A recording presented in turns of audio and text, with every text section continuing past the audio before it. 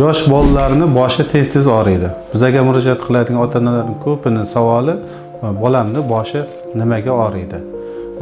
Aynan o'sha bosh og'rishiga sabab bo'ladigan lor kasalliklari haqida hozir gaplashib o'tamiz. Asosiy sabab bo'ladigan lor kasalliklarini sanab o'tamiz. Mana birinchi o'rinda o'tkir yeringni renosinusitlari, ya'ni bunda burun atrofida bo'shliqlar bor. O'sha bo'shliqlarga yering to'planadi va bu yeringlar masalan shu yerda 8 ta bo'shliq bor. O'sha peshona bo'shlig'iga, gaymer bo'shlig'iga, epidalni bo'shliqlarga, sfinidalni bo'shliqlarga yering to'planadi.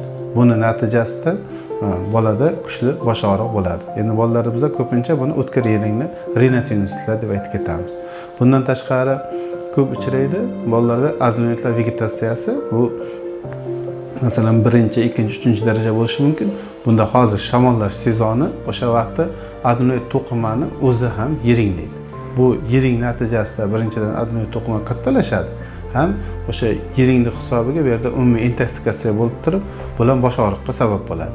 Bundan tashqari o'sha yeringliganda adenoid to'qima kattalashganda bu o'z-o'zidan miyaga kislorod yetishmovchiligi paydo bo'ladi. Bular ham bosh og'riqqa sabab bo'ladi. Ya'ni bolalarda ko'p kuzatiladigan holatlardan biri masalan burun to'sining qiyshiqligi. Bular bosh og'riqqa sabab bo'ladi. Chunki bunda ham o'sha adenoidda aytib o'tdik, kislorod yetishmovchiligi natijasida boshda og'riq paydo bo'ladi.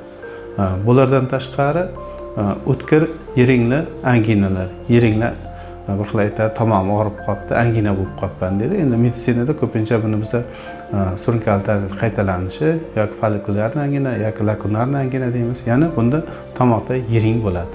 Bu yering toksinlari o'sha bosh og'riqqa sabab bo'ladi yoki isitma chiqadi. Bu isitma ham bosh og'riqqa sabab bo'ladi.